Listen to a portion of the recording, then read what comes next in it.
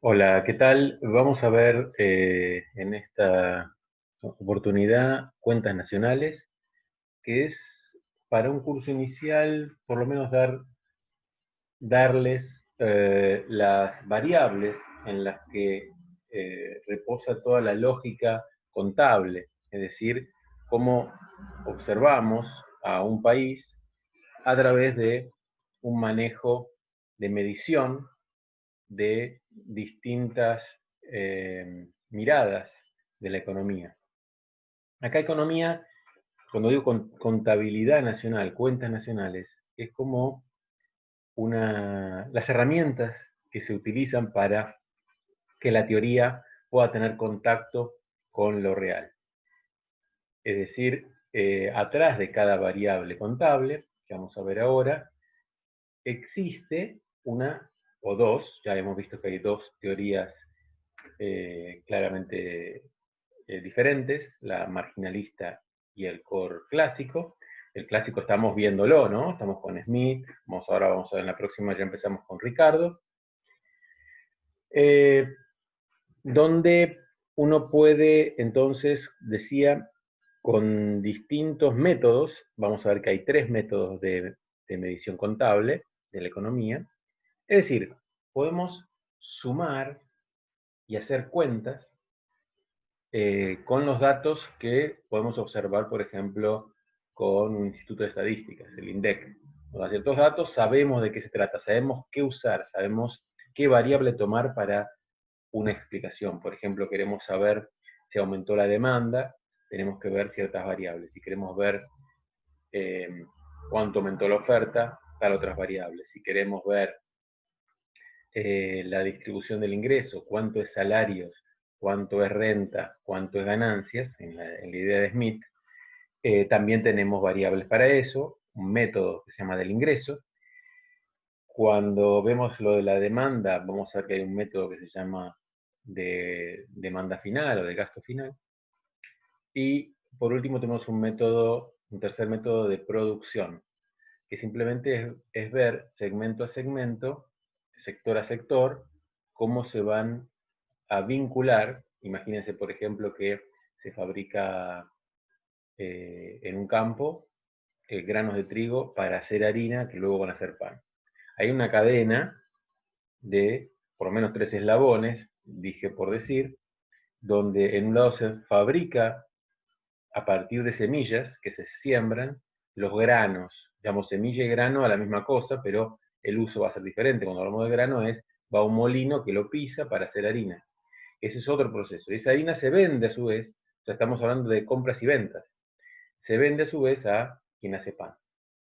Entonces, en esa trayectoria uno puede ver cada parte contablemente o puede ver el total, sabiendo que hay una interrelación. Una primera idea básica es que cuando tenemos ese tipo de interrelaciones, que es toda la economía así, uno no puede sumar todo directamente. Uno tiene que ver siempre qué cosa fue hecha antes, así como veíamos el valor íntegro de la producción, que era el costo que después se agregaba en 1 más R, por 1 más R, por 1 más R, temporalmente. Uno lo que tiene que ver ahí es la posibilidad de eh, tener eh, un vínculo entre, por un lado, qué es lo que se compra y se vende de un sector a otro, pero al mismo tiempo ver que si se hizo antes, no puede ponerse como algo propio. Si yo le compro algo a alguien, no puedo ponerlo como lo que yo agregué nuevo de valor. Yo lo compré hecho a un insumo y después lo transformo. En tal caso, lo que valoriza el nuevo producto que yo genero a partir de un insumo es el trabajo que yo hice. Y por lo tanto, siguiendo la línea de Smith, ese trabajo que yo hice significa que yo lo puedo considerar como la ganancia que voy a obtener, restando lo que yo compré como insumos, tengo una ganancia porque hice algo nuevo, porque si yo revendiera sin cambiar nada, no ganaría nada. Hay un valor que se agrega, y ese valor agregado tiene que ver con simplemente costos sociales.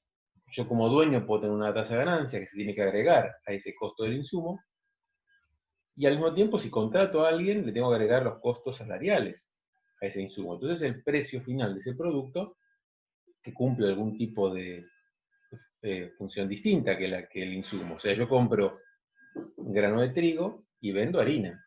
Es decir, la harina sirve para algo que no sirve el trigo. Le agregué un trabajo que puede estar dado por costos como el salario o las ganancias que tienen que ser agregados a ese precio del grano, del kilo de grano de trigo. Y así también con el panadero, cuando vende el pan, le agrega un valor de salarios y ganancias. También puede ser rentas, es decir, si el local está alquilado, tiene que entrar en el costo por el cual va a ser vendido. Por supuesto, esto en competencia, uno no puede tampoco poner cualquier precio. Va a tener que ser algo donde el conjunto de esos costos sociales, más o menos para el mismo producto, sean similares. Y ahí está la competencia. Si alguien quiere poner algo por arriba, va a tener en libre competencia un fenómeno que se llama arbitraje. Es decir, me van a dejar de comprar a mí porque van a ver que el mismo producto se consigue más barato en otro lado. Tarda un tiempo en saberse, pero en un momento se sabe y mis ventas van a caer. Entonces yo tengo que tener, digamos, la técnica, la tecnología para hacer el producto en un precio normal, natural, similar al otro. Ahora, toda esta teoría, que más o menos clásica y no clásica, lo ven de manera similar. Ya dijimos que la diferencia entre clásico y no clásico fundamentalmente es en el ingreso, en la distribución del ingreso. Los clásicos tienen una visión exógena de la distribución del ingreso, los no clásicos endógena. Ellos dicen por oferta y demanda se resuelve salario, ganancia. No, los clásicos dicen no, no hay nada de justicia en lo que pasa. Hay una determinación político, social, histórico en el salario, y no es por oferta y demanda.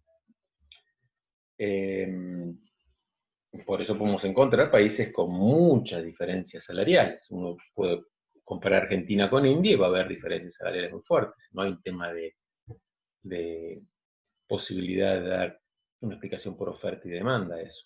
Tiene que ver con condiciones históricas de la clase obrera en India. Pero todas estas consideraciones, digo, teóricas sobre estas variables, vamos a dejarlas un poco de lado y ver solamente las variables en sí mismas, como contabilidad nacional. Entonces decía, es importante no repetir lo que yo contabilizo en un lugar y ponerlo como valor que se agrega en el otro. O sea, el valor agregado de un sector, por ejemplo, el tiempo que tarda ese campesino o ese productor en fabricar, producir granos de trigo, habiendo sembrado, arado, etcétera, cuidado el campo, con abono, etcétera, todo ese trabajo y ese valor que va a vender, valor agregado que va a meter sobre la semilla que tenía, que se la compró a alguien, alguien le vendió esa semilla, o por ahí ha tenido otro proceso, pero en algún momento algo viene de afuera, se le agrega un valor. Ese valor que se agregó no puede ser vuelto a repetir cuando yo hago harina. Cuando yo hago harina, tengo que considerar que ese valor agregado ya estaba, como efectivamente ya estaba, y yo le agregaré un nuevo valor agregado. Es decir, no puedo decir que mi valor agregado es lo que yo hice como harina más el valor agregado del grano de trigo, porque el grano de trigo ya fue agregado en otro proceso. Yo estaría como duplicando esos valores agregados, sería el valor agregado de todo el proceso para hacer pan, sería mucho más grande, porque cada uno repetiría lo anterior. Ahora bien, vamos a ver un PowerPoint donde empezamos a ver los tres métodos en que se puede ver esto. Otra vez, esto lo dije en general, de no repetir, y vamos a ver cómo en los tres métodos no repetimos la suma de valores, sino que los tomamos por separado. Vamos a ver un ejemplo sencillo para los tres métodos y vamos a ir explicando si podemos más en detalle y después les voy a dar el texto, ¿no? El texto que está en el blog. Vamos ahora a compartir pantalla. Bueno, vamos a ver acá. Vamos a abrir entonces el PowerPoint. Bueno, cuentas nacionales, existencia de 3 métodos. Vamos a ver el método de la producción primero. Vamos a subir esto por acá arriba. En realidad no hace falta. Y vamos a ver como un ejemplo el método de la producción. Bueno, cuando quiera funcionar, ahí vamos. Fijémonos, agrando un poquito ahora. El método de la producción se trata de una resta. Exactamente, ven ahí acá arriba, vamos a poner esta resta de acá. Valor bruto de la producción se llama BBP, menos insumos. ¿Qué quiere decir? Lo que les dije recién. Acá en este ejemplo tengo un sector agropecuario y un sector industrial. Acá directamente es hacer trigo y acá hacer pan. Simplificamos en 2 procesos.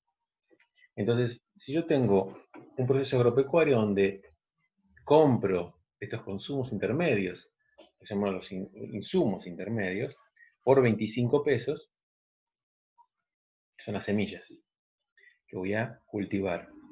Entonces yo le pago a alguien un salario para que haga la tierra y siembre. En un periodo, y le estoy pagando 8, tengo ese salario. Y al mismo tiempo tengo una ganancia, que eso se expresa cuando yo lo vendo, de 12. Pero efectivamente, esta suma nueva a estos 25 que yo gasté, como yo tengo que vender el producto de todo este proceso conjunto, yo tengo que ver que los costos que yo tengo son de 25 más 8 más 12 que se van a agregar al precio final. Por lo tanto, está sumada a 45. O sea, el valor de la producción del trigo no eh, es, la suma de estos consumos intermedios. Acá en este proceso se está dando que las semillas pueden ser perfectamente separadas del proceso productivo anterior y yo las guardo para sembrar. O bien podría ser que yo las compro en otro lado. En este caso, pasemos al sector industrial. ¿El sector industrial qué hace? También compra consumos intermedios o insumos intermedios. ¿Y a quién le está comprando? Bueno, le está comprando al sector agropecuario. ¿Cuánto le compra? Bueno, le compra la producción que, como vimos, da 45. Está pagando 45 por la compra del trigo. ¿Por qué? Porque quiere hacer al final pan. Este sector industrial. El sector industrial podría estar los molinos y las panaderías, ¿no? En conjunto. Entonces se compra por 45 y estos números son totalmente ficticios, por lo tanto se lo puede poner todos los ceros que quieran. El valor agregado, fíjense que es la suma otra vez de salarios y beneficios, en este caso se puso 12 y en este caso los beneficios 20, simplemente puede ser porque haya más sectores de molino y de panadería, o por cualquier otro motivo de precios, para esos segmentos, donde los salarios pueden ser más altos y, en tal caso, los beneficios como suma pueden ser mayores simplemente porque hay más cantidad de ramas o de sectores involucrados para hacer pan. La cosa es que, otra vez, tenemos que 45 es lo que compramos como insumo, más el valor agregado, 45 más 32 nos da 77. Entonces el valor de la producción de trigo es 45 y el valor de la producción, que estoy hablando de esta variable, bruto, valor bruto de producción, valor bruto de producción, 45 y 75. Entonces fijémonos lo que dice acá abajo. Valor producción total es el valor agropecuario más el valor industrial, 45 más 77, 122. O sea, el valor, si esto fuera el país, el valor de la producción es 122, como se ve acá. Es la suma simplemente de los insumos más el valor agregado en cada sector. Si pusiéramos más sectores sería la misma historia. Por supuesto, acá le compramos todo el trigo. Podría ser que esta parte del trigo se vende una parte. En vez de venderle 45, puede haberle vendido 30. Y estos 15 que quedan acá pueden quedar sin vender, pueden quedar para usarse en la próxima cosecha como semilla, o puede estos darle otro destino a otra venta, a otro sector. Pueden poner venta de trigo directamente desde el campo y venderlo al público, vender trigo. No tiene mucho sentido porque no le sirve mucho a nadie el trigo, sino sí la harina. Pero podrían tener agregar ello es un proceso industrial, pero para hacer harina, pero estaría integrado acá. Acá lo que nos importa es ver el proceso global. En este caso suponemos que en el país son estos dos sectores. Entonces, el valor de la producción total bruto, BBP, es 122. Ahora, ¿cuál es el valor agregado total? Es la suma del valor agregado de cada sector. Y en este caso sabemos que son salarios más beneficios. En este caso, 20, que es 8 más 12, y 32, 12 más 20. Entonces tenemos 20 más 32, 52. El valor agregado total, entonces, es la suma de los valores agregados por cada sector. Y el valor agregado sería el trabajo incorporado, rememorando un poco lo que vimos con Smith. El ingreso del trabajo es la suma de los salarios de un sector y de otro. Entonces, 8 más 12. Acá tenemos 8 y 12. 20 son los salarios totales.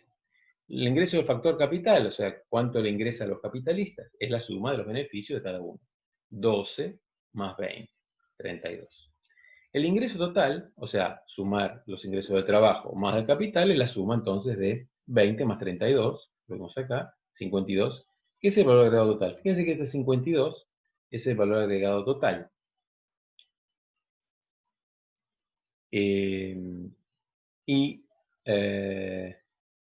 Simplemente separado por trabajo y por capital. En este caso, lo que uno puede hacer es, a ver si me achico un poco, es ver que sencillamente este valor de la producción, que es 45, si uno le resta los 25 que compré inicialmente, ¿qué voy a obtener? Bueno, 45 menos 25, ¿cuánto da? 20. 45 menos los insumos que 25 nos da 20, que es el valor agregado. O sea, si uno quiere sacar el valor agregado, simplemente resta el valor total menos lo que compró como insumo. El valor total 77 menos lo que compró como insumo. Y obtiene el valor agregado por su propio sector. Por supuesto, también vale, como vemos acá, que si yo digo que el valor agregado es 45 más 77, como dice acá, 122, si yo le resto los dos insumos, 25 y 45, ¿cuánto da? 50, 70. Si a 122 le saco 70, ¿qué me tiene que dar? El valor agregado total, que sería 122 menos 70 es 52. Y 52, medido por la suma de los factores, también me da 52. Y es decir que tenemos dos maneras de calcular esto. Esta resta, de alguna manera, ¿qué es? Fíjense, tengo el total acá, yo le resto esta primera línea de 25 y obtengo esto. O sea, yo podría haber hecho directamente ¿qué cosa? Bueno, sumemos salario más beneficio, ya está, y sigue el valor agregado. Y sumo acá, y después lo sumo, y sé que entonces 52 es el valor total agregado. Fíjense, de acá de una manera es el producto total agregado, que es 20 más 32, valor agregado total. Fíjense que valor de la producción bruta no es lo mismo que valor agregado.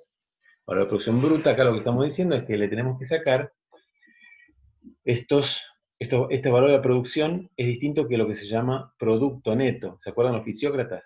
Hablaban de producto neto, es esto. El excedente es esto. Es la suma de salarios y beneficios. O la resta entre el valor de la producción total, como esto del trigo, menos los insumos. Estos dos métodos, dos maneras de calcularlo como una resta entre el valor bruto de producción menos insumos, 45 menos 25 o 77 menos 45, o la suma de todo, 122 menos 70, es una manera de hallar el valor agregado de la economía o de cada parte. La otra manera, ¿cuál es? Sumemos directamente lo que significa esta resta, que es sumemos salario más beneficios, salario más beneficios. Vamos a la siguiente. El método del ingreso, salario más beneficios. Acá EBE significa excedente bruto de explotación. En realidad acá en el ejemplo sencillo puse ganancias, pero podríamos poner rentas y todo lo que no sea salarios. O sea, el ingreso estaría dado por salarios más todos los ingresos de los otros capitalistas. Los del banco, los rentistas, los capitalistas industriales. Entonces, ¿Por qué no se usa directamente este método? Bueno, este método tiene problemas de estimación. Como ustedes sabrán, los problemas de estimación básicos, ¿cuáles pueden ser? Bueno, hay mucha tendencia, como se cobra impuestos a las ganancias, impuestos que tienen que ver con el costo salarial, es decir, hay que pagar aportes patronales para la salud y para la jubilación. Hay una tendencia, un incentivo a violar esas leyes por parte de los capitalistas y entonces tomar en negro a las personas, es decir, no ponerlas en blanco para no pagar esos impuestos. Entonces, el método de cuentas a veces puede estar vulnerado, o sea, por menos, en considerar este método de medir salarios, porque mucha gente no figura como asalariada y figura en forma trucha. Formas truchas diversas es hacerlos pasar por monotributistas, como si fuesen propios dueños, su forma de encubrir el salario. Y otras son directamente en negro. Esta visión, salario más beneficio, sería la torta, lo que siempre consideramos como torta, que podemos verlo acá. A ver si puedo dejar de compartir. Y miremos un poquito que el método del ingreso, vamos a poner acá el método de ingreso, tenemos que el ingreso se pone con la Y, dado que hay muchas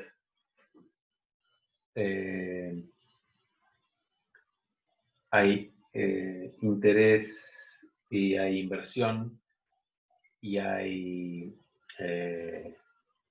también ingreso en inversión y tras interés, hay muchas I, entonces se pone con la Y. Esto lo vamos a dar como un salario más ganancias, en este caso EBE, y generalmente lo consideramos como una torta. Así que hay, uno podría dividir acá salarios y ganancias. Podemos dividir también una parte más en renta. Pero esto sería el excedente o el producto neto, que no es la producción. La producción sería agregarle a esto si fuera un sector, un insumo, como vimos recién. Pero esto es equivalente a el valor bruto de la producción menos los insumos.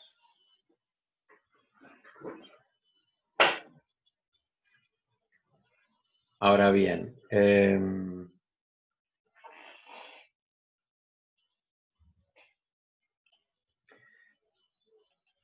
compartimos de nuevo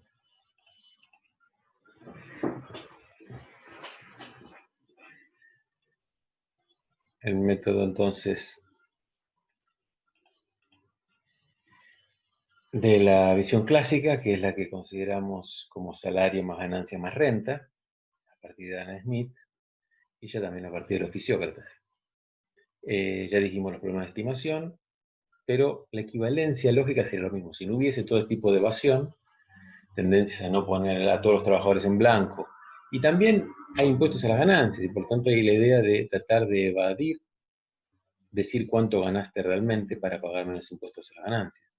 Hay empresas, por ejemplo, hablando de la actualidad, como Vicentín, por ejemplo, pero Vicentín simplemente salió a la luz, o se está investigando ahora, pero en general es una práctica de multinacionales y empresas muy grandes, en tener costos de transferencia, lo que se llama la triangulación. Vicentín lo hacía con Paraguay, haciendo qué cosa. Bueno, tenía una empresa de Vicentín en Paraguay, con 6 empleados, una fantochada, que simplemente hacía que vendía a Vicentín, por ejemplo, grano, ya que estamos hablando de granos,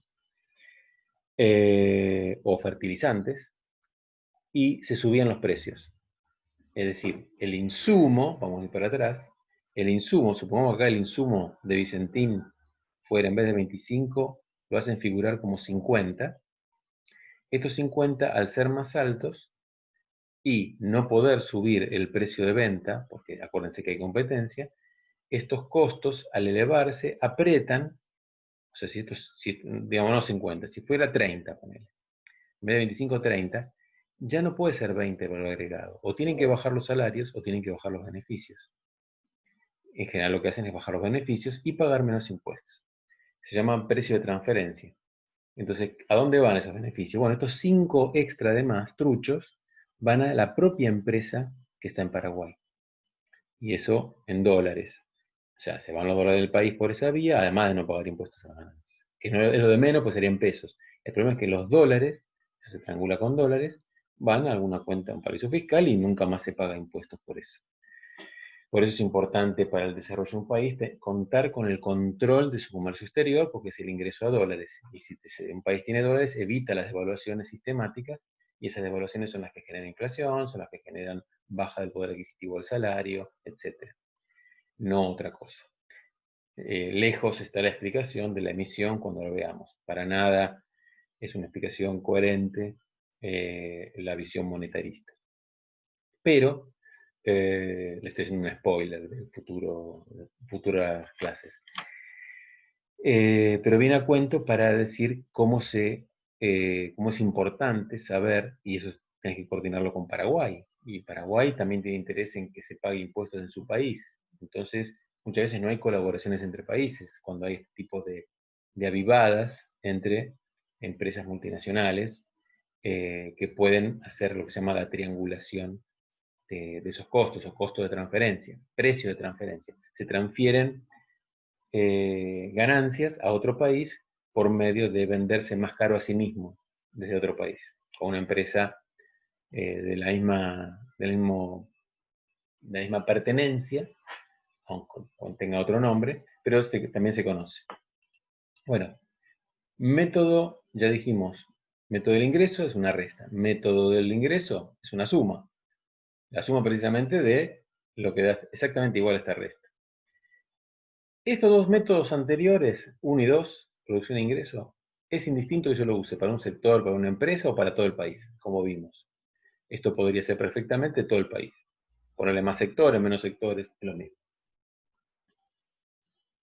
Este tercer método no. Este tercer método solo sirve para el país. Esto recuérdenselo bien. Es un método por el cual lo único que me importa a mí medir es cuánto se vende al mercado final.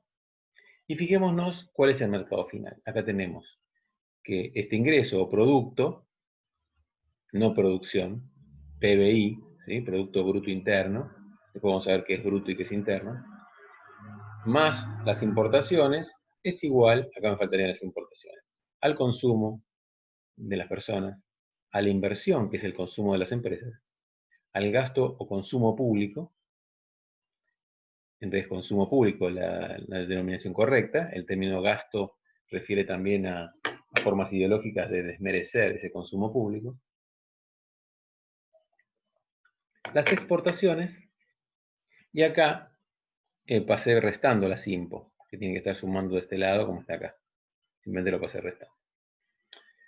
Esto solo es válido, fíjense lo que dice el texto, a nivel agregado total, solo para el país, puesto que solo figuran los productos de consumo final y ningún insumo o bien intermedio, como petróleo, etc. Por ejemplo, acá en esta visión nunca van a aparecer estos consumos intermedios.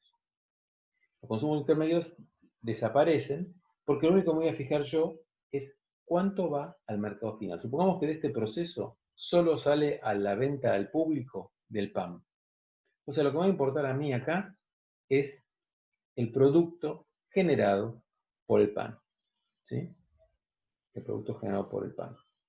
Estoy mirando la totalidad. ¿Qué es lo que yo no vi? Bueno, este valor agregado está metido acá. Estos 45 están metidos acá. Y por lo tanto están metidos acá.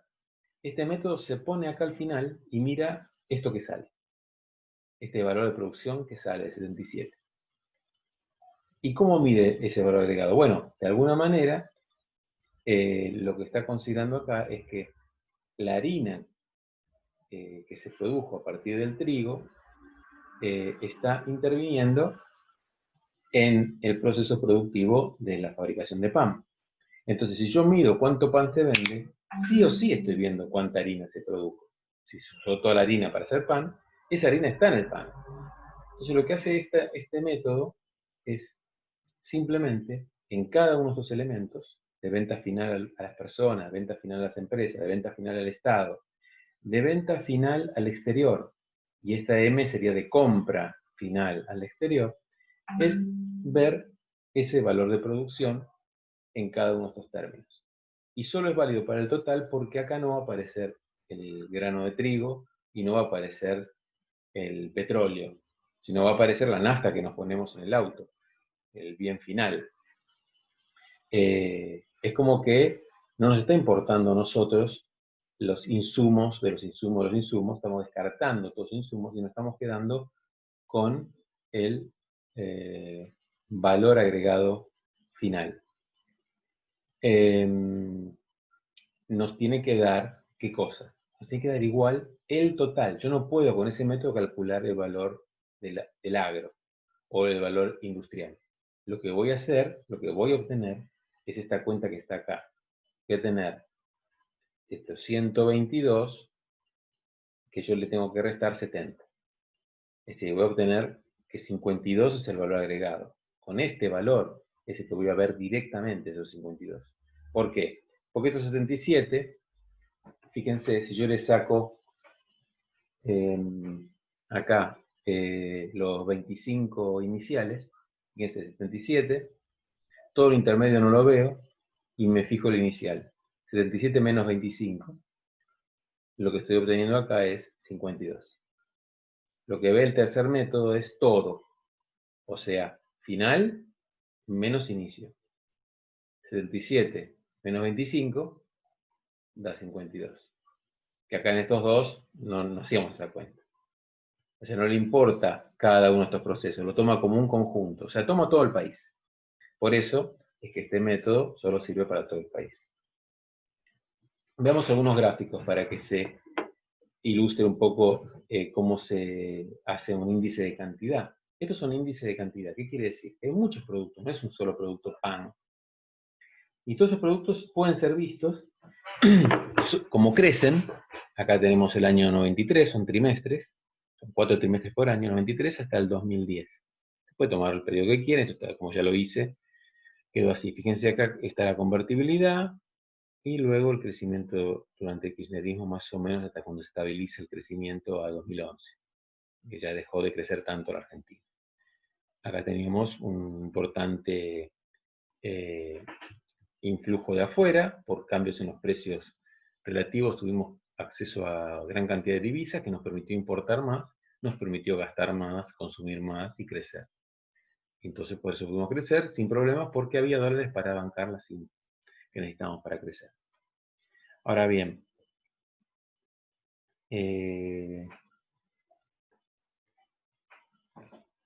entonces vamos a ver acá. Lo que podemos hacer es ver cómo se parecen las distintas variables. Acá arriba de todo tenemos el producto, el valor agregado total, en cada momento del tiempo. Fíjense, sube, baja, sube. Muy seguido abajo, si esto es el total del producto o del valor agregado total o producto neto, ¿se acuerdan cómo lo llamaban los fisiócratas? Miren qué parecido que es la línea que está acá abajo. ¿Y qué es esta? Es la más grande después del producto. Adivinen cuál es. Bueno, en casi todos los países, en Argentina también, y mucho más, el 80 o 70% de todo lo que se produce se consume por el público. O sea, esa es la línea del consumo individual, la C, consumo privado. Y muy abajo acá hay algunas que se parecen, como esta violeta que está acá, que es la inversión, y hay otra que se parece por acá, pero vamos a verlo un poco más abierto ahora, y otras que no, que son independientes. Las características de estas variables es que algunas no le dan bola al producto, van por su cuenta, y hay otras que son inducidas, endógenas. Y las que no le dan bola, ¿cómo las llamamos? Autónomas, exógenas. Fíjense acá, tenemos el producto, las importaciones y las inversiones, fíjense cómo se parece, porque gran parte de lo que invierten las empresas le importa. Sobre todo después de Menem, después de Cavallo, que libera el comercio exterior y entonces gran parte de lo que se compraba acá adentro se empezó a comprar afuera, lamentablemente, Y eso nos hizo un problema con los dólares. Lo seguimos hasta el día de hoy. Y cerraron muchas empresas locales. Por supuesto, porque afuera el producto puede ser mejor, de mejor calidad, pero el problema es que no es sustentable, porque no genera los dólares para poder comprar afuera. Nadie te acepta pesos, no solo por un problema con Argentina. Nadie acepta otra moneda que no sean las que están internacionales. Dólar, euro, yuan, yen, dólar canadiense y dólar australiano y libra esterlina, para de contar. O sea, es muy difícil acceder a ese nivel porque es un tema geopolítico, ni siquiera económico. Fíjense acá, importaciones e inversión, ¿cómo se parecen? Un poco más agrandado, le puse la lupa. Fíjense acá la crisis siempre del 2001, en la crisis 2001, crisis 2001. Fíjense acá, estas dos son exógenas, miren que no tienen ninguna, ¿ven la pinta? No tiene nada que ver. O sea, van para arriba, pero hacen la que quieren. Expo y consumo público. Consumo público, ¿por qué? Porque es autónomo por autonomacia. Es la política económica la que decide gastar más o gastar menos. Por eso la derecha siempre está pegando a que gasten menos, porque supone varias cosas que le parecen mal, que es, en principio, da más empleo, y dar más empleo mejora la capacidad de negociación de los trabajadores, y eventualmente los sindicatos pueden sacar más salarios y eso reduce en la torta, ¿se acuerdan? La parte de ganancias. O sea, no quieren eso. La tasa de ganancias normal que ellos planearon se les cae. Entonces no quieren tampoco crecer mucho. Curiosamente, no es un discurso que van a encontrar fácil.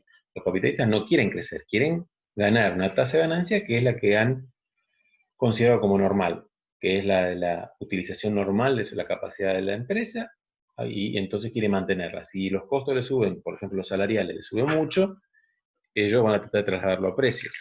Y si exportan, muchas veces eso les es dificultoso de poder trasladar a precios, porque no puedes trasladar a precios si quieres exportar, porque la competencia afuera no sube, no permite un precio más alto. Entonces, presionan al gobierno para que devalúe y así licuar los salarios que habían crecido en dólares.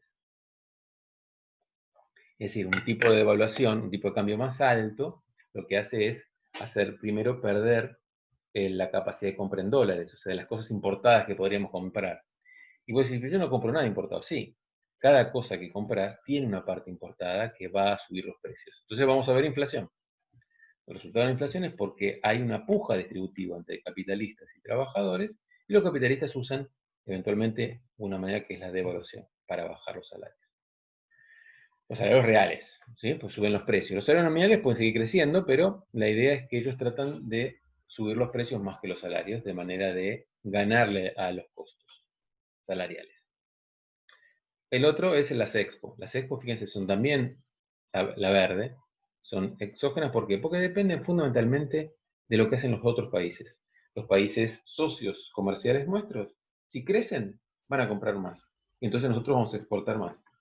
Dicho de otra manera, nuestras expo son las impo de ellos, ¿sí? Y nuestras impo son las expo de ellos. Entonces, en el mundo, exportación, si tomamos a todos los países del mundo, exportación tiene que dar igual a importación. Entonces es una pelea de una sábana que se tira fija para ver quién queda con, ¿se acuerdan los mercantilistas? Expo mayores que Impo. Ahora, ¿quiénes pueden tener sistemáticamente Expo menores que Impo? Es decir, déficit comercial. Y lo que pueden sostener claramente eso son los países que tienen monedas internacionales. Estados Unidos, Europa. ¿Sí? Son los países que están, por su rol, eh, obligados, no están obligados por nada, evidentemente, pero para que todos los demás puedan tener superávit comercial externo, o sea, que las expos sean mayores que las impo, está claro que algunos países tienen que tener impo mayores que expo, para que cierre y dé todo igual a cero.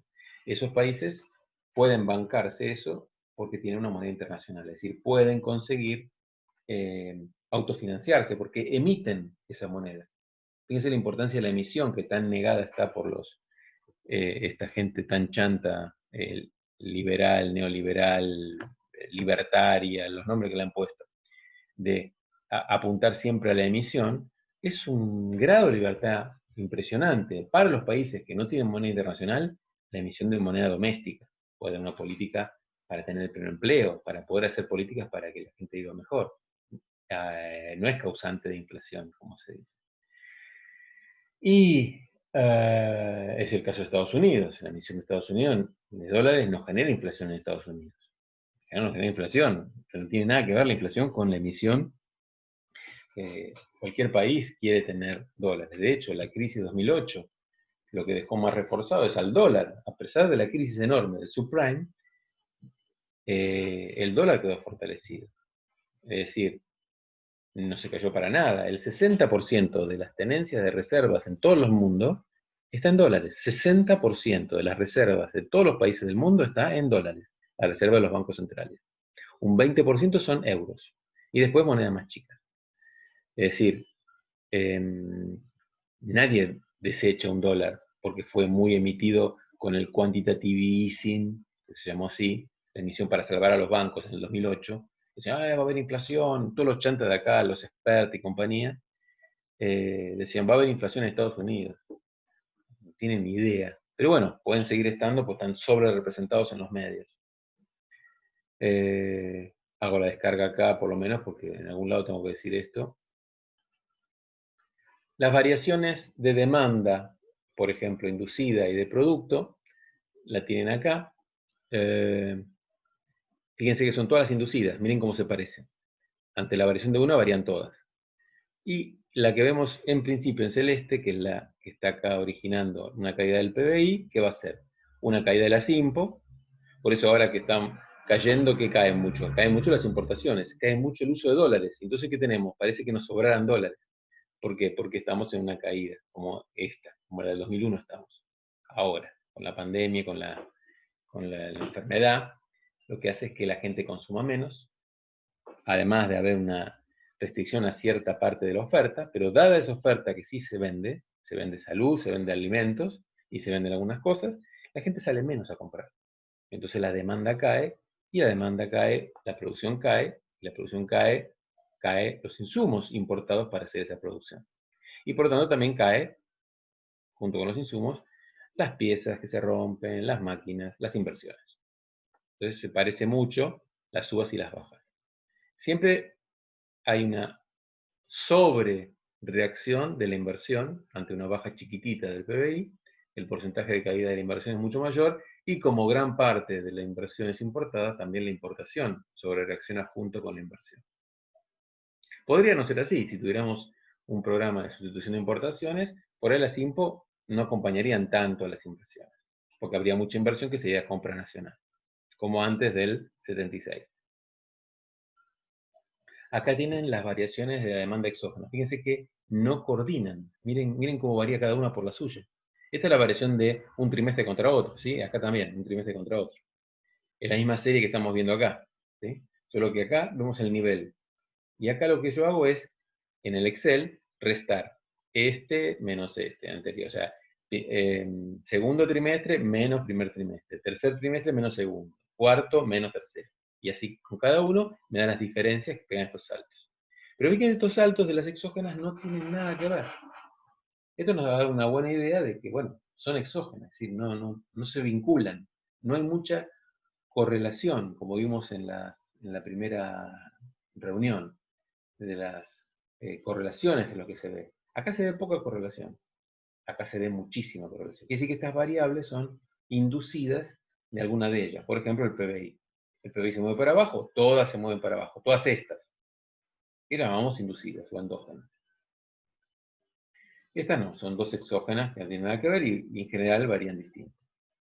El Producto Bruto Interno. Fíjense, es el periodo militar en los 70. Acá un crecimiento en la convertibilidad, la crisis del tequila. Tiene como el producto, o sea, estos métodos que vimos para medir el producto, como nos va dando las variaciones de las cantidades. Acá, cuando decimos, fíjense lo que dice acá, precio constante del 93. ¿Por qué? Quiere decir que a mí no me importa cuánto crecieron los precios, me importa saber solo cuánto crecieron las cantidades, y esto es lo que está dibujado acá. Estas son cantidades que crecieron, sumadas. ¿Cómo se suman cantidades diferentes? Bueno, las tengo que multiplicar por un precio. Entonces, ¿cómo dejo constante precios si son todos distintos estos precios? Bueno, lo que hago es tomar los precios de un año. Fíjense, tome los precios de un año que lo llamamos año base, y ese año base, porque se considera estable o que fue conveniente, es en el 93, este año. Estoy tomando los precios de este año para todas las series atrás y hacia adelante. ¿Qué es lo que varía? Las cantidades, ¿no? O sea, sumo las cantidades como varían, pero no los precios. Los precios los dejo fijos. Entonces, lo que me importa a mí acá es que la variación me va a estar expresando las cantidades como variaron y no los precios.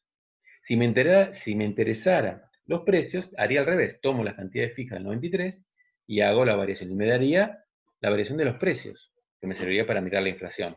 Acá lo que me sirve, esto es, con precios constantes, es ver las cantidades variables. Por lo tanto, cuánto se crece. Cuánto crece el producto, cuánto crece el excedente, cuánto crece el producto neto. En este caso, bruto. Ahora vamos a ver la diferencia. Acá tienen, por ejemplo, las variaciones salariales. Fíjense, por qué el mundo argentino es peronista. 1940, 1950, periodo peronista. Fíjense, periodo de sustitución de importaciones desde acá. Cómo subió el salario hasta el 76 con Videla. Fíjense la caída salarial con Videla. Y en la caída posterior. Todo esto tiene que ver con el surgimiento del neoliberalismo, que vino primero con Martínez de Oz, después posteriormente, acá, con una leve subida, pero fuerte caída en 2001 con Menem, que también expresaba ideas neoliberales, donde se privatizó todo y se liberalizó el comercio exterior. Y bueno, ahora estos últimos 4 años, mucho que privatizar no tuvo Macri, pero también está fuera de foco acá, pero también tuvimos una caída salarial del 17%, caída de salarios reales. Si veríamos esto, acá subimos durante el kirchnerismo y después volvimos a caer con Macri. Pero bueno, como las ideas no tienen caras, siempre te cambian las caras y siempre siempre nos pasa que ante una cara bonita, uno no ve, no sabe, se aprovechan de la ignorancia, fomentan esa ignorancia, hablando de personalidades y no de ideas, no de teorías. Entonces se termina votando gente que te prometen, pero que en su estructura, en sus economistas, en quienes lo acompañen, en toda su línea neoliberal, eh, simplemente va a perjudicar el salario. Y son los asalariados que en este último caso han votado a Macri. Acá yo lo estoy diciendo sin ambajes porque realmente puedo hablar con objetividad que los resultados ya lo sabemos. Son 4 años que pasaron y los salarios fueron directamente, cayeron. Solo un año subieron por las elecciones intermedias en 2017. Después todo el tiempo cayeron. Bruto y neto. Vamos a ir terminando esta reunión. Bruto y neto, uno dice producto bruto, producto neto, inversión bruta, inversión neta. ¿A qué se refiere? Bueno, cuando decimos bruto, estamos incorporando las depreciaciones de capital. ¿Qué quiere decir las depreciaciones? Las amortizaciones. ¿Qué quiere decir? Vos usás un auto, una camioneta, una bicicleta, una moto, una máquina. Cuando vos la usás se desgasta. O otra manera de decir es, en el momento se rompe, lo tenés que mandar a arreglar. Ese arreglo, digamos, te la deja como nueva. No es nueva, pero te deja como nueva. Pero, ¿qué pasó? Tuviste que gastar plata para arreglarlo. Esa plata la tenés que poner como costo a la máquina que te salió 100, se rompió, lo arreglaste por 10, bueno, ahora es como si yo dijera la máquina se desgastó en 10, cuando yo tuve que arreglarla con 10. Le tuve que poner 10 arriba. Es decir, yo tengo que prever que la máquina se va rompiendo para mantenerla andando, tengo que arreglarla. Es la otra manera de decir, si pudiéramos hacerlo así, que la máquina pudiera andar a medida que se desgasta, es como si cada año se desgasta un cacho de máquina. Ese valor que se desgasta es el arreglo. Pues, supongamos que sale 100 y la vida media es de 10 años. Bueno, yo tengo que considerar que más o menos al 10º año me tengo que comprar una máquina nueva. Entonces, ¿qué puedo pensar? Y que cada año se le va gastando 10. Y hay el ejemplo que vimos de Fisiócratas les puede servir para entender eso. El gasto en amortizaciones, en depreciaciones, habla que si yo lo considero a ese valor agregado y le pongo lo que gasté en arreglarlo, lo llamo bruto. Si no lo pongo, lo llamo neto. Recuerden que los fisiócratas hablan del producto neto. ¿Qué significa? Bueno, olvídate de esos desgastes. ¿Cuánto invertís? Invertís neto. Es la inversión nueva. no el arreglo. Vos podés decir, no, invertí en arreglar la bicicleta que yo tenía. Es cierto, es una inversión, pero es la amortización, es lo bruto. La bicicleta ya estaba, vos lo arreglaste. Entonces, no es que compraste otra bicicleta, arreglaste la bicicleta. Entonces, es una inversión, pero es una inversión en algo que ya estaba, se llama bruto. Eso importa porque uno puede tener un país, se dice que en los 80 Argentina, una década perdida, porque las inversiones que hubo fueron de un monto tal que se correspondieron solamente con una inversión de depreciaciones. O sea, hubo inversión bruta, pero no hubo inversión neta. Es decir, solo se fueron manteniendo lo que había. Si vos mantenés lo que hay andando, bueno, no hay una inversión. Ahí compraste una pieza, compraste un repuesto, lo arreglaste, compraste insumos para producir lo que estabas produciendo, pero no hubo inversión neta, no se amplió la capacidad productiva. La mantuviste. Entonces, uno puede decir que Producto Bruto, en este caso la I desde interno, es igual al Producto Neto interno más las depreciaciones. Cualquier cosa me pregunta. Interno y nacional. Esta I que figuraba acá puede tener a veces una N de nacional. Interno o nacional. Uno puede tener Producto Bruto interno, Producto Neto interno. Puede tener un Producto Bruto nacional o un Producto Neto nacional. Interno y nacional simplemente es, cuando digo interno, tengo dentro del territorio argentino la producción de empresas nacionales y multinacionales. Esa producción de todas esas empresas nacionales y multinacionales, con tal que están hechas en el territorio argentino, las considero valor agregado argentino y lo llamo interno. En inglés aparece la D de doméstico, GDP. G de gross, de bruto, D domestic. Acá decimos PBI o PIB, normalmente se usa mucho más, que es la I de interno. Nos interesa en el territorio nacional qué se produce, no me importa si la empresa es nacional o extranjera. Cuando digo nacional, al revés, me interesa lo que producen los argentinos, como empresas argentinas, en el mundo, sin territorio. Entonces, ¿qué tenemos? Y tenemos multinacionales que producen afuera y envían las ganancias al país, si eso pasara.